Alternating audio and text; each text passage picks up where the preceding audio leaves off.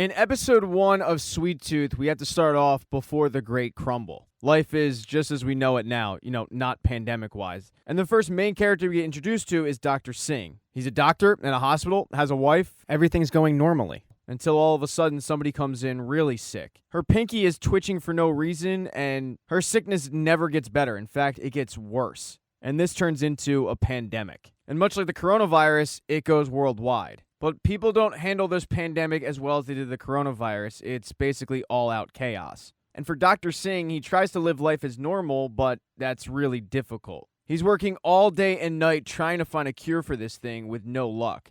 And then his wife comes down with it. He knows he needs to get her to his hospital, which isn't the easiest thing because there's panic in the streets, but he is able to do so. He admits her, he continues to work, he's exhausted when all of a sudden a nurse comes to him and says, "Are you a doctor? Because I have something you need to see." And she escorts him through the nursery where people are consoling each other. And that's when he sees the reason why. Because when he gets to the NICU, all the newborn babies are half human, half animal. And no one knows what came first, the H5G9 virus or what was dubbed the hybrids. This became the greatest mystery of the 21st century. But while all that chaos was going on, one father of a hybrid child was heading into the wilderness, Yosemite National Park to be exact. He wanted to get away from all of it. The father knew that life would be dangerous for the hybrid child, so he was able to find a cabin, fix it up, and fence them in, completely going off the grid. And that's where him and his half-human, half-deer son named Gus grew up. The years went on and Gus said his first words. He called the man Pubba. The man made his own books for Gus of the children's classics that we all know and love. And as far as Gus the child was concerned, he was living a normal life because ignorance was bliss. But no matter how hard the father tried to keep the outside world away, sometimes he couldn't. One example of this is when a plane flies overhead and dumps a bunch of flyers promoting a sanctuary for the hybrids. Luckily for the father, Gus was too young at the time to understand what was going on, so the man was able to get rid of all the flyers. As the years went on, though, Gus got more and more curious on what was on the other side of the fence. The man had promised he would tell Gus one day when he was old enough, and at the age of 7, Gus persists, and finally the man gives in. He used an example of an apple in a jar with a bunch of ants. The ants posing as human beings destroying the apple, which was supposed to be the world. He said the ants, i.e. the people, got greedy, so Mother Nature decided to create a sickness and get rid of as many of the people as she could. Then all of a sudden, a miracle happened. The hybrids. Gus's type. No one knows where exactly hybrids came from, but all the people that survived got terrified of them because they were different. Because of the fact that some of those bad people are still out there, it's Pubba's job to keep Gus safe. Gus then mentions out of the blue that he saw his mother. What he really saw was a doe. The man doesn't know this, though. He does let Gus know, "I know that wasn't your mother because your mother's gone, Gus." But later that night, the father figures that these questions might persist. So he grabs a lockbox of a bunch of items from the outside world, including a photo of Gus's real mother. He heads to a tree and he buries it. The years continue to go on. Gus continues to grow up. He gets birthday gifts like a slingshot. But one particular day, he sees the doe's footprints, and he's still convinced that the doe is his mother. So he follows them all the way to the fence, where he finds that the fence has been destroyed by a fallen tree. So Gus gets gutsy. He crosses the fence to see what happens. And when nothing does, he's a little relieved. But because he's a deer, his hearing is very heightened. So he starts to hear some predators and he gets scared. And when he turns around, his father is standing there, frantic. He grabs Gus and races him back to the cabin, freaking out because somebody could have seen him. And Gus responds to this by telling him, "You lie to me. You don't tell me anything." Gus then runs off and cries in his bed, and the man feels bad about what he did, but he knows it was necessary. And then all of a sudden, he hears somebody yelling the name Sarah, and he gets really scared. He grabs a broom handle, pretending it's a gun, and follows the voice to find a man outside of the fence claiming that his sister had come through that area about a week and a half ago, and he just wanted to make sure she got through safely. The father claims, though, that no one came through, so you probably should get on the road. And the man from behind the fence says, "The road is the last place you want to be. You haven't gotten out of here lately, have you? Because it sucks out here. There's no rules and no laws, and once the internet went down, it was basically over. The world has just become tribes of people who are fighting over what's left." The father asks the man from a distance what happened to the sick, and the man says, "Well, it's slowed down, but it is still out there." He then says, "Well, if you're out here, you're probably not out here alone." And the father flips out, saying, "I have been out here for 9 years by myself." But then Gus, who is hiding right next to his Pubba, makes a noise. And the father looks down, but when he looks back up, the man in the fence is gone, and what's left is a bunch of ribbons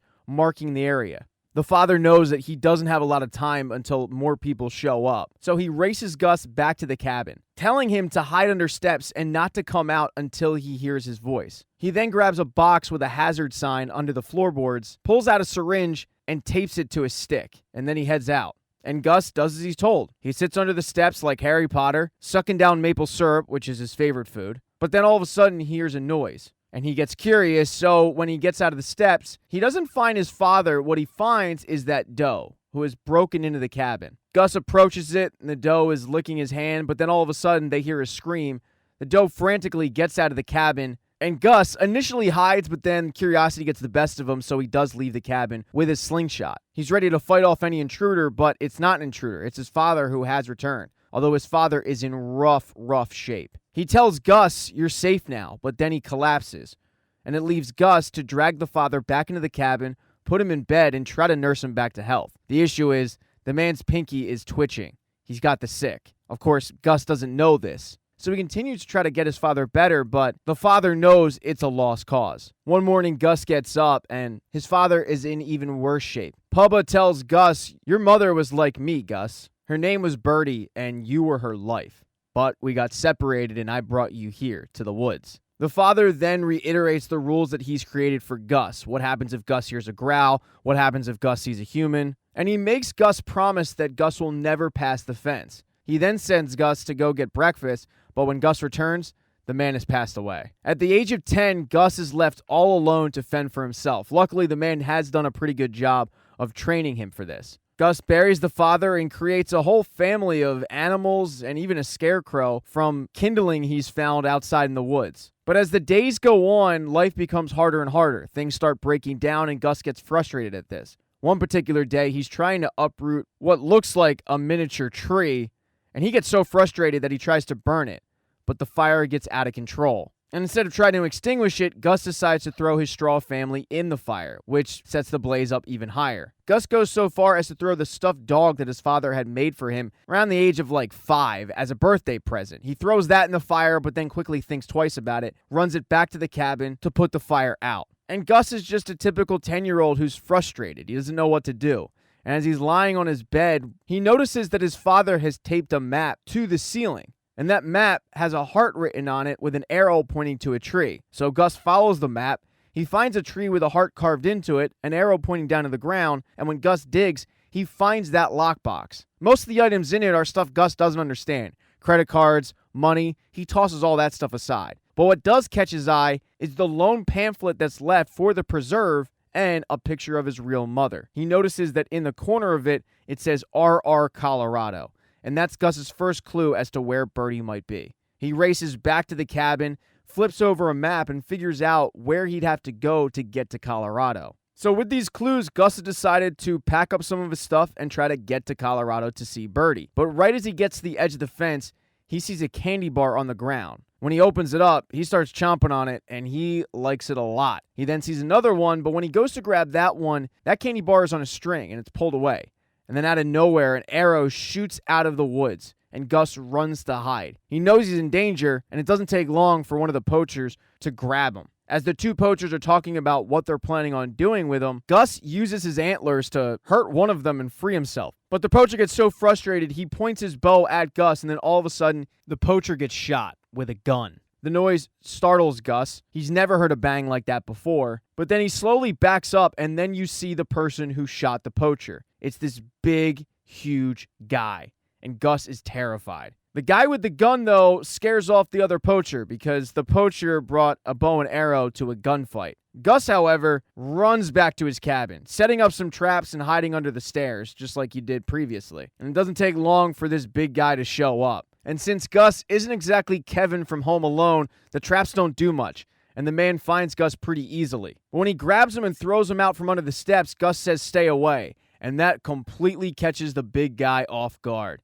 because he's never heard a hybrid talk before. He asks him, "Who taught you how to speak?" And Gus says, "My pubba, and he's going to be back, and he's bigger than you, and he's going to scare you off." The man then lets Gus know you shouldn't set fires in the daytime because I could see that smoke from 20 miles out. The big man then exits the cabin and starts fixing up some of the stuff around that Gus couldn't fix himself. All the while, Gus is shooting this guy with his slingshot. Although the big man is annoyed, he's not deterred. He starts giving Gus tips on what he should plant, how to keep birds away from the crops. And it's become clear to the big man that Gus is all alone. No matter how much he claims that his father is coming back, he's dead. The man asks Gus, "Did your father leave you with a name?" But Gus says, "I said go." And the man chuckles and says, "All right, keep that edge, Sweet Tooth. Just remember, good poachers don't miss." And then the guy turns around to leave. But as he's walking out, Gus yells, "How far's Colorado?" And the man says, "It's far. You should stay here because people out there hunt kids like you. Don't make it easy for them."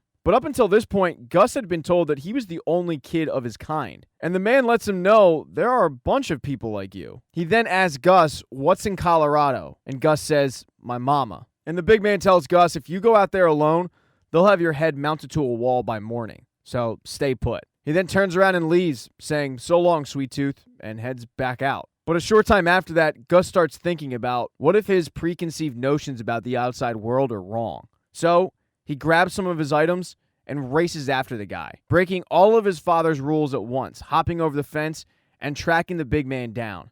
And it takes a while, but he finally finds him, and he yells from a mountaintop, "Big man, take me." Thank you so much for checking out this recap. Please consider subscribing to the channel. Hit thumbs up if you liked it. Smash that thumbs down button if you thought this sucked. Make sure to be nice in the comment section. If you don't see the next video up in the end screen there, I'll get it up in a few days, not to worry. And I have merchandise, so go buy a mug or something. It's never too early to think about Christmas gifts, folks. Once again, thank you for checking out this recap.